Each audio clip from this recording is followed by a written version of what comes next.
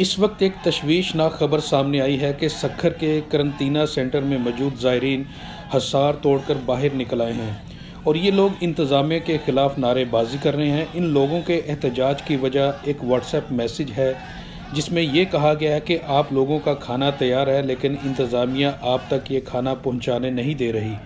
इंतज़ामिया ने उलमा को धक्के मारकर बाहर निकाल दिया है और इन लोगों की तजलील भी की गई है। आप लोग बाहर निकलकर शोर मचाएं ताकि हम आप तक खाना पहुंचा सकें और एहतजाज करने से ही इंतज़ामिया आपके मुतालबात सुनने पर मजबूर होगी। इस व्हाट्सएप कॉल के बाद ज़ायरीन जिनमें कोरोना के कन्फर्म मरीज़ भी हैं करंतना से बाहर निकल आए हैं, जिसकी वजह से सक्खर करंतना सेंटर की सूरत हाल तशवीशनाक हो गई है।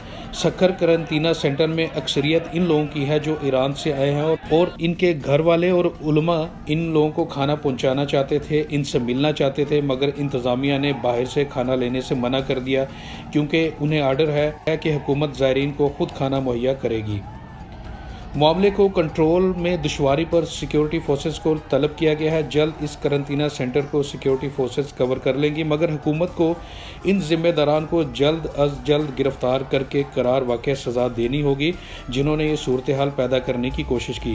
पाकिस्तान के तमाम मकातबे फ़िक्र के उलमा इकराम से हाथ जोड़कर गुजारिश है कि हुकूमती अहकामात और इक़दामात को फॉलो करने को अपनी तजलील मत समझें। ये बहुत मुश्किल वक्त है और इस मुश्किल वक्त में हुकूमत का साथ दें।